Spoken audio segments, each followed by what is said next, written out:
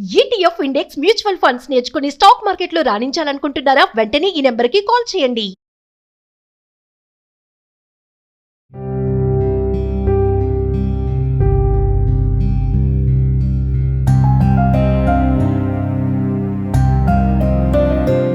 నమస్తే, welcome to Suman TV. Present మనతో పాటు ఉన్నారు సీనియర్ ఐపీఎస్ ఆఫీసర్ రెడ్డన్న గారు. నమస్తే సార్. నమస్కారం అండి. Sir, Rajamahendravaram GSL medical college second day చదువుతున్నటువంటి డాక్టర్ ప్రియాంక, డెర్మటాలజిస్ట్, మూవీకి వెళ్ళి వాళ్ళ ఒక మల్టీప్లెక్స్ లో మూవీకి వెళ్ళినప్పుడు పార్కింగ్ దగ్గర చిన్న ఇష్యూ అవడంతో తర్వాత వాళ్ళు రిటర్న్ వెళ్ళేటప్పుడు ఒక కారు వెనుక నుంచి ఒక కారు వచ్చి వాళ్ళని ముందు కొంచెం గుద్దింది. ఇట్లాగా మనకి సిసి ఫుటేజ్ లో క్లియర్ గా అనిపిస్తుంది. ఆ వెనక్కి తిరిగి ఏదో అనడము, వాళ్ళు మళ్ళీ ఒకసారి అమ్మాయి మీద నుంచి తీసుకెళ్లడం. ప్రజెంట్ ఆ అమ్మాయి బ్రెయిన్ డెడ్ అన్నారు, చనిపోయిందని కూడా చెప్తున్నారు. వాళ్ళిద్దరు కూడా యూత్ ఎవరైతే యంగ్స్టర్స్ ఉన్నారో వాళ్ళు మత్తులో ఉన్నారు. ఆల్రెడీ పార్కింగ్ చేసేటప్పుడు కూడా పార్కింగ్ దగ్గర కూడా గొడవ అయిందని చెప్పేసి సెక్యూరిటీ వాళ్ళతోటి ఈ వీడియో అన్ని రిలీజ్ అయ్యాయి సార్. అంటే ఇది నిజంగా మత్తులో ఉండడం వల్ల జరిగిందా, కావాలనే అమ్మాయిని గుద్దేసి వెళ్ళిపోయారా వీళ్ళు? ఒక్కసారి దాని గురించి మాట్లాడుకుంటాం. అంటే డ్రంక్ అండ్ డ్రైవ్ కేసెస్ ఇన్ని జరుగుతున్నా, ఇన్ని శిక్షలు ఉన్నా కూడా ఎందుకు మార్పులు రావటం లేదు అని అంటే నిజంగా చాలా దురదృష్టకరమైన వ్యవహారం. యంగ్స్టర్స్ ఇంజనీరింగ్ అయిపోయిందో మరి చదువుతున్నారు అంటున్నారు. ఈ అబ్బాయి సూరవరపు జస్వంత్ ఒకడు, జోసెఫ్ ఎడ్వర్డ్, వీళ్ళిద్దరూ కూడా ఇంజనీరింగ్ చదివే స్టూడెంట్స్. అదేదో సినిమా థియేటర్కి వెళ్ళారు, ప్రసాద్ ఆదిత్య మాల్. అక్కడికి సినిమాకి వెళ్ళారు. ఆ సినిమాకి వెళ్ళి పార్కింగ్లో కూడా సెక్యూరిటీ సిబ్బందితో నానా యాగి చేసి గొడవ చేశారు. గొడవ చేసిన తర్వాత సినిమా చూసుకొని వచ్చేటప్పుడు ఈ ప్రియాంక, ఆమె డెర్మటాలజిస్ట్ సెకండ్ ఇయర్ చదువుతుంది, 28 years. అదే కాకుండా వాళ్ళ friend Venkatasai radiologist first year అబ్బాయి. వీళ్ళిద్దరూ సినిమా చూసి బయటకు వస్తుంటే వీడు కారు డ్రైవ్ చేస్తూ ఆ అమ్మాయి స్కూటర్కి కొట్టాడు. కొడితే ఏమయ్యా బుద్ధి ఉందా అని ఎవరైనా, నువ్వైనా నేనైనా అంటాం మామూలుగా, ఏమిటి కొట్టేశారని.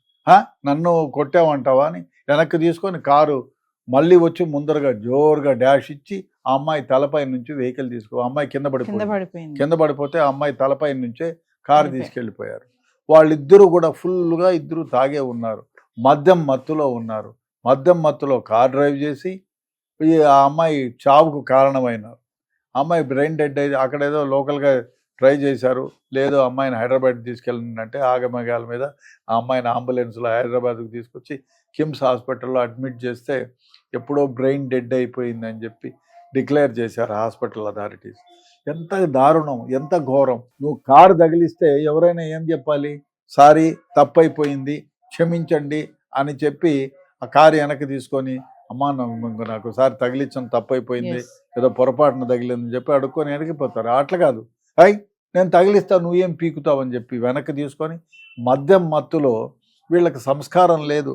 అంటే ఎవరు చెక్ చేస్తారనేటువంటి ధీమా, చెక్ చేసినా ఎవరు పీక్కోలేరని ధైర్యంతో మళ్ళీ ఆ అమ్మాయిని కొట్టి కింద పడిపోయిన అమ్మాయి తలపై నుంచి కారుని తీసుకెళ్ళి ఆ అమ్మాయికి ఇంజురీస్ చేసి ఇబ్బంది పెట్టి, పైగా తాగి ఏమీ లేనట్టు ఇల్లీగల్గా బిహేవ్ చేసి ఇంత దరిద్రంగా బిహేవ్ చేస్తున్నారు పిల్లలు. ఈ మధ్యకాలంలో చూసాం, ఇక్కడ హైదరాబాద్లో కూడా తాగి డ్రైవ్ చేసి ఇద్దరు మృతికి కారణమైనారు. ఏదో ఇన్ని చెకింగ్లు జరుగుతున్నాయి. ఇప్పుడు డ్రంక్ అండ్ డ్రైవ్ అయితే మిమ్మల్ని పట్టుబడితే 10 ఏళ్ళు జైలు శిక్ష అని చెప్పి ఉంది. లైసెన్స్ రెండోసారి పట్టుబడితే మీ లైసెన్సే క్యాన్సిల్ అవుతుందని ఉంది. చట్టాలు ఇంత పక్కడబందీగా ఉన్నా రోజు 100 మందిని పట్టుకొని ఫైన్లు వేసి జైలుకు పంపుతున్నా ఎందుకో ఈ తాగుడు వ్యవహారంలో తాగి డ్రైవింగ్ చేసేది మాత్రం రోజు రోజుకు విపరీతంగా పెరుగుతుంది. తాగడమే కాదు, నార్కోటిక్ డ్రగ్ సేవించి కూడా డ్రైవింగ్ చేస్తున్నారు. చాలా దురదృష్టకరమైన వ్యవహారం. అయ్యా, తాగిన తర్వాత మనిషి నీ శ్వాసలో నువ్వు ఉండవు, నీ కాన్షియస్లో నువ్వు ఉండవు, నీ మెంటల్గా నువ్వు చాలా డిస్టర్బ్డ్గా ఉంటావు, నువ్వు ఏం చేసేది నీకు తెలియదు. కాబట్టి డ్రంక్ అండ్ డ్రైవ్ మీరు చేయొద్దండి అని ప్రభుత్వాలు, ప్రజలు, పోలీసులు అనేక రకాలుగా మొత్తుకుంటుంటే, తాగి పబ్లిక్ ప్లేసుల్లోకి నువ్వు డ్రైవింగ్ చేస్తూ పోవడం కాకుండా యాక్సిడెంట్ చేసి తప్పైపోయింది క్షమించండి అని చెప్పేది పోని, నేను కొడతాను, నువ్వు ఏం పీకుతావు అని మళ్ళీ ఆ అమ్మాయిని కొట్టి కింద పడిన తర్వాత ఆ అమ్మాయిని కనికరమైనా లేకుండా మీద నుంచి కారు తీసుకుపోయినా అంటే వీళ్ళను బజార్లో నిలబెట్టి ఉరి తీయాలి. ఎందుకంటే ఏమిటిది? నువ్వు తాగి యాక్సిడెంట్ చేసావు, చేసిన తర్వాత తప్పయిందని క్షమించాల్సింది, అడగాల్సింది పోనిచ్చి నా ఇష్టం నేను కొడతానని చెప్పి మళ్ళీ డాష్ ఇచ్చి ఆ అమ్మాయి కింద పడిన తర్వాత మీద నుంచి కారు పోనిచ్చి ఆమె Yes. చావుకు కారణమైనారంటే వీళ్ళకి ఎంత పొగురుపోతుండాలా, చట్టాల గురించి అవగాహన లేదా, వీళ్ళ పెంపకంలో లోపం ఉందా, నిజంగానే బాధ్యత రహితంగా వీళ్ళు తాగడం ఏంటి, ఇట్లా తాగే వెధవలకి కార్లు ఎందుకు ఇచ్చినారు, తాగి మళ్ళీ కారు మాటకి రావడం. మాట్లాడడం, ఇష్టం వచ్చినట్టు బిహేవ్ చేయడం, నిజంగా చాలా ఇటువంటి వాళ్ళకి డెఫినెట్గా మరణశిక్ష విధిస్తే కూడా తప్పు లేదు. ఏదో తాగి పొరపాటున తాగినారు, ఇంక వేరే విషయం లేదు. ఎవరో కొందరు ఉంటారు బర్త్డే పార్టీకి పోతారు, పోయినప్పుడు నేను తాగనరా, పిల్లలతో పోవాల్సి వస్తుందని చెప్పి ఎవరిన బలవంతం చేసినా నేను తాగనరా భయ అంటారు. ఒకవేళ కారు ఉండి విధి లేని పరిస్థితుల్లో డ్రైవ్ చేసినా అమ్మో పోలీసులు ఎక్కడ పట్టుకుంటారని భయపడతారు. చాలామంది కారు అక్కడే పడేసి ట్యాక్సీలో, కారు, మోటార్ సైకిల్లో, పబ్లిక్ ట్రాన్స్పోర్ట్లో తీసుకొచ్చిన పరిస్థితులు ఉంటాయి. అట్లాంటిది పట్టపగలు తాగి గొడవ, సెక్యూరిటీతో గొడవ పడుకున్న వీడియోలన్నీ వచ్చినాయి. అదే కాకుండా ఆ అమ్మాయి కారు ప్రియాంక Yes. వెహికల్ని తగిలించడం, ఆ అమ్మాయి కింద పడిపోతే నేను ఏం పీకుతావు అని చెప్పి మళ్ళీ కొట్టి ఆ అమ్మాయిని చావు కారణమైనారంటే డెఫినెట్గా ఇట్లాంటివి వాళ్ళకి ఉరిశిక్ష వేసినా తక్కువే. ఇది ఈ విధంగా వాళ్ళపైన కఠిన చర్య తీసుకొని ఈ విధంగా చేసిన వాళ్ళ జీవితం ఈ విధంగా ఉంటాయని ఒక ఫాస్ట్ ట్రాక్ కోర్టు ఏర్పాటు చేసి వీళ్ళపైన చర్య తీసుకోవాల్సిన అవసరం ఎంతైనా ఉంది. I pray and request the government, ఇట్లాంటి సంఘటనలు చూసినప్పుడు వీడు చూసి వీడికి ఏమీ కాలేదనుకో, నన్ను ఏం పీకుతాను, ఇంకా 10 మంది చెలరేగిపోయే వ్యవహారం ఉంటుంది. డ్రంక్ అండ్ డ్రైవ్లో చాలామంది పట్టపడుతున్నారు. ముందు 20 ఏళ్ళకు మేము పనిచేసే రోజులకి ఇప్పటికీ డ్రంక్ అండ్ డ్రైవ్లో 100 రెట్లు ఇంప్రూవ్ చేశారు, అయినా కూడా ప్రయోజనం లేకుండా పోతుంది. ఇట్లాంటి ఇన్సిడెంట్స్ చూస్తే హృదయ విదారకంగా ఉంది. Yes. జీవితాలు నాశనం అయిపోతున్నాయి తాగి డ్రైవ్ చేస్తే. మరి ఇన్ని విధాలుగా చెకింగ్ నడుస్తూ ఉన్నా కూడా ఈ విధంగా తాగి బిహేవ్ చేయడం అనేది చాలా దురదృష్టకరం. బహుశా చూడాలి ఈ కేసులో ఏం జరుగుతుందో. వాళ్ళకి శిక్షలు ఎలా ఉంటాయి సార్? డెఫినెట్గా ఇప్పుడు ఆ వీడియో ఫుటేజ్ అన్ని చూసిన తర్వాత అవే సాక్ష్యాలు, ఇవి దాన్ని ఏం మార్చలేరు కదా.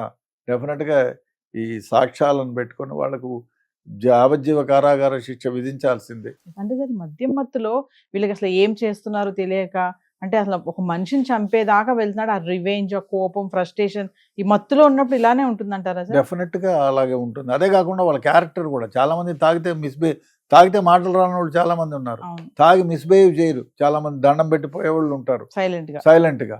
ఇది ఇటు పోతున్నారంటే అగ్రెసివ్నెస్, అంటే భయం లేదు, చట్టం అంటే అవగాహన లేదు, చట్టం అంటే భయం లేదు, నేను కొట్టితే చేస్తే నన్ను వెనకాల కాపాడుకునే వాళ్ళు ఉన్నారు అనేటువంటి ధీమా ఉంటుంది. పేరెంట్స్ క్యారెక్టర్లెస్ బిహేవియర్ ఉంటుంది వీళ్ళు. అంటే ఒక్క ఫైనల్ గా సార్, అంటే వీళ్ళ పేరెంట్స్ గురించి మాట్లాడుకుంటే వాళ్ళ పేరెంట్స్ ఎలా ఉన్నారంటే వీళ్ళకి కార్ ఇచ్చి వీళ్ళంతలా తాగి కారు నడిపారు అని అంటే మరి పేరెంట్స్ తప్పు కూడా ఉంది అని అనుకోవచ్చు. డెఫినెట్ గా వాళ్ళు కూడా వీళ్ళ నడవడిక పైన డెఫినెట్ గా ఒక కన్నేసి ఉంచాలి. పిల్లలు మా అబ్బాయి కారు తీసుకెళ్ళాడు, మా అబ్బాయికి 1000 రూపాయలు డబ్బులు ఇచ్చాం, పెట్రోల్ 500 పోసుకున్న తర్వాత 500 సినిమా టికెట్, మరి తాగడానికి ఎక్కడి నుంచి తెచ్చాడు, తల్లిదండ్రులు అంటే వీళ్ళ క్యారెక్టర్ని అంచనా వేయకుండా డబ్బులు ఇష్టం వచ్చినట్టు ఇస్తున్నారా, లేదు ఇంట్లో నుంచి దొంగతనం చేస్తున్నారా, అది గమనించాలి. పిల్లలకి డబ్బులు ఇస్తే ఇవ్వండి, సంతోషంగా గడపమనండి, సినిమాకి బొమ్మనండి, కార్లో బొమ్మనండి, వచ్చు మంచిదే. కానీ మీరు మితిమీరి డబ్బులు ఇస్తే వాళ్ళు ఈ విధంగా ఏం చేస్తున్నారని మీరు చెక్ చేయకపోతే డెఫినెట్గా ఇటువంటివే జరుగుతాయి. ఏం ప్రయోజనం? మీరు ఇంత కష్టపడి వాళ్ళని ఇంజనీరింగ్లో చదివించి, డ్రైవింగ్ లైసెన్స్ ఇప్పించి, కార్ ఇప్పించి, సినిమాకు పోయడానికి డబ్బులు ఇచ్చి, మల్టీప్లెక్స్ సినిమాకి పోవాలంటే 1000 రూపాయలు కావాలి. సో అటువంటిది ఇన్ని డబ్బులు ఇచ్చిన తర్వాత వాళ్ళ క్యారెక్టర్ ఏంటి, ఏ విధంగా చేస్తారు అనేది మీరు అబ్జర్వ్ చేయకుండా పోతే ఇట్లాంటివి జరుగుతాయి. కాబట్టి వాళ్ళ జీవితాలు నాశనం అయిపోతాయి. గమనించాలి డెఫినెట్గా. పిల్లలు తల్లిదండ్రులు కారు ఇచ్చినారు, డబ్బులు ఇచ్చినారు సినిమాకి బొమ్మనంటే, వాడు బార్లో తాగి తందనాలాడి ఈ విధంగా యాక్సిడెంట్లు చేసి వాడి జీవితాలు నాశనం చేసుకునేది కాకుండా మీకు కూడా మనశ్శాంతి కరువైపోతుంది కదా. ఇప్పుడు వయసు వచ్చిన పిల్లలు వృద్ధిలోకి రావాల్సిన వాళ్ళు, ఉద్యోగం చేసి తల్లిదండ్రులను ఆదుకోవాల్సిన వాళ్ళు ఈ విధంగా జైలు పాలైతే వాళ్లకు బాధే, జీవితాంతం వాళ్ళకు బాధ. ఇక అదే కాకుండా ఈ ప్రియాంక తల్లిదండ్రులు డర్మటాలజిస్ట్, 2nd ఇయర్ పీజీ చేస్తుంది ఆమె.